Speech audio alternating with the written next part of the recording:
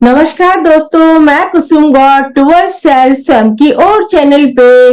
दोस्तों, आज मैं आपको बताना चाहती हूँ कि ये भक्ति योग में क्या सावधानी बरतनी चाहिए, वरना क्या होगा कि भक्ति भक्ति ही रह जाएगी, ये भक्ति से योग नहीं हो पाएगा। दोस्तों, पिछले वीडियो में जो मैंने भक्ति के लाभ और हानि बताए थे, तो हानि के ऊपर कई लोगों के बहुत सारे क्वेश्चंस आए हैं।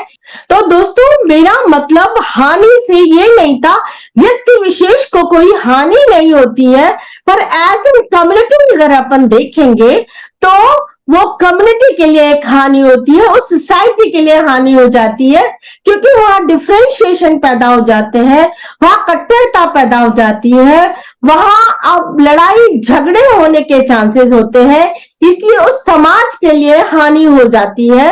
और समाज के लिए हानि होती है तो ये मान के चलिएगा, जो कलेक्टिव कॉन्शियसनेस है वो हमारी गिरेगी। वो हमारी अगर कलेक्टिव कॉन्शियसनेस गिरती है तो उसका असर हमारे व्यक्तिगत हमारे ऊपर भी पड़ता है, हम सबके ऊपर भी पड़ता है। इस तरीके से वो व्यक्तिगत हानि हो जाती है, हालांकि डायरेक्ट हानि नहीं होती है भक्ति की। भक्ति हमेशा आपके लिए फायदेमंद ही है। तो दोस्तों, आज का जो वीडियो मैं आपको बता रही हूँ, ये जो भक्ति योग की जो सावधानी है, इसको अगर आप ध्यान से देखेंगे तो आपको वो पिछली जो वाली मेरी कहना जो था वो वाली बात भी और अच्छी तरीके से समझ में आ जाएगी। तो आज मैं आपको बताना चाहती हूँ कि भक्ति योग में क्या सावधानी बरतनी चाहिए, जिससे कि हमारा जो भक्ति है वो भक्ति योग में परिवर्तित हो जाए, खाली भक्ति नहीं रह जाए। अब आप ये मतलब तो समझ गए होंगे कि खाली हम भक्ति ही करते हुए नहीं रह जाए, हमको भक्ति से भक्ति योग की तरफ चलना है, हमें परमात्मा से योग करना है, तो हम योग की तरफ चलना है। तो हम योग की तरफ चल पाए, उसके लिए हमें भक्ति करते समय किन चीजों का सावधानी रखनी चाहिए, किन चीजों का ध्यान रखना चाहिए, ये मैं आज आपको बताना चाहती हूँ। दोस्तों, अगर हमने ये सावधानियां नहीं रखी तो दोस्तों हमारा जो भक्ति है, हमारी जो भक्ति है वो हमारी भक्ति योग में परिवर्तित नहीं हो पाएगी, और हम अपना जो उद्देश्य है जीवन का वो हम पूरा नहीं कर पाएंगे। तो इसलिए इन सावधानियों को बहुत ध्यान से सुनना चाहिए। दोस्तों, पहली सावधानी तो है ईस्ट का चयन। हमें अपने ईस्ट का चयन बहुत सावधानी पूर्वक करना चाहिए। हमारा ईस्ट वो होना चाहिए जो हमारा जीवन का उद्देश्य है, यानी हमारा परमात्मा से, परम आत्मा से मिलना, परमात्मा से मिलना, हमारा यूनिवर्सल कॉन्शियसनेस से मिलना, हमारा उस क्रिएटर से मिलना जो कि सबका क्रिएटर है, हमारा उस परम आत्मा से मिलना जो कण कण में व्याप्त है। तो हमारा अगर ये उद्देश्य है दोस्तों, तो हमको अपना जो ईस्ट है उसी को बना लेना चाहिए। जो परम पिता परमात्मा है, परम आत्मा है, जो कण कण में व्याप्त है, जो सबका क्रिएटर है, वही हमारा ईस्ट होना चाहिए दोस्तों।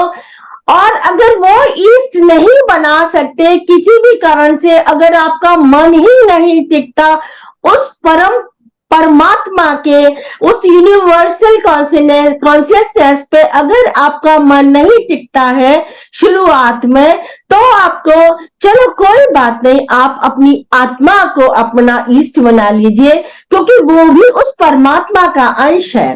तो आप अपनी आत्मा को अपना ईस्ट बना लीजिए, अपने आत्मदेव को अपना ईस्ट बना लीजिए, तो भी कोई दिक्कत नहीं है।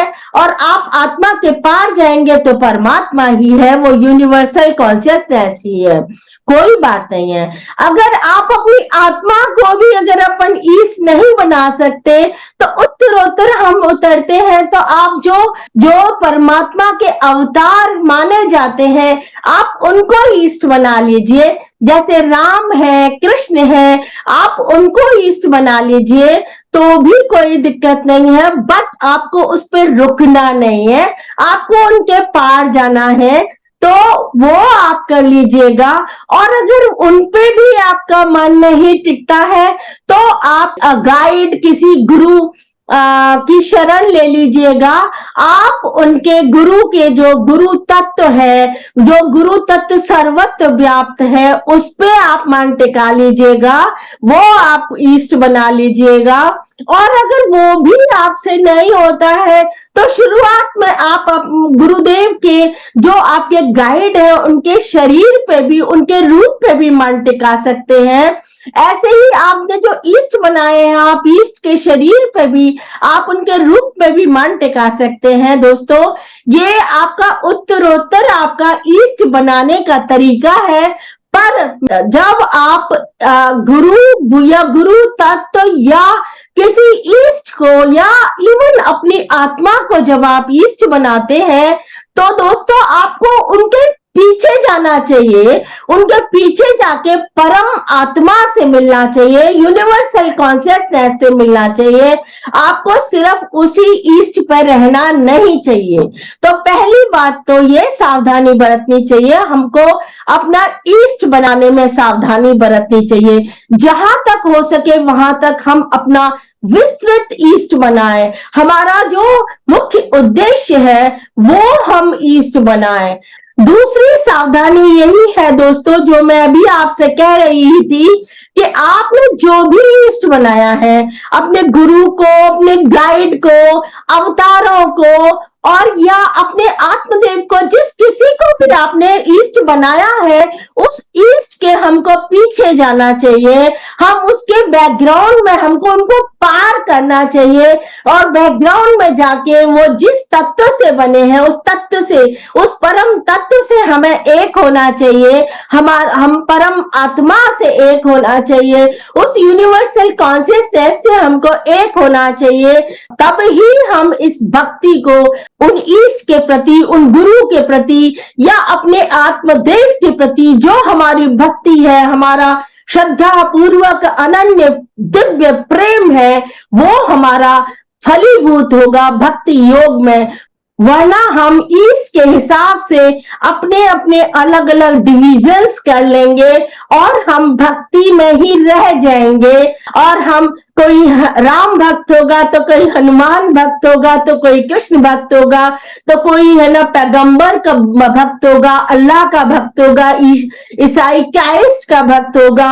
इस तरीके से अलग अलग हमारे डिविजन्स हो जाएंगे और हम उनकी भक्ति ही करते रह जाएंगे। हम भक्ति से भक्ति योग में अपने आप को नहीं ला पाएंगे दोस्तों। तो ये दो सावधानियां बहुत जरूरी है भक्ति योग में, कि पहले तो वो कॉन्शियसली, आप जुडिशियसली, इंटेलिजेंसी से आप अपने ईस्ट का चयन करिए। और दूसरा, जो भी आप ईस्ट बनाते हैं उनके बियॉन्ड जाइएगा, आप उस परम तत्व से मिलिएगा, आप यूनिवर्सल कॉन्शियसनेस से मिलिएगा, तभी आपका योग संपन्न होगा। वरना आप भक्ति ही करते रह जाएंगे और समाज में कट्टरता लाने के उत्तरदायी आप ही होंगे। तो आई थिंक दोस्तों ये क्लियर हो गया होगा कि मैंने क्यों कहा था कि भक्ति योग में एक हानि भी होती है।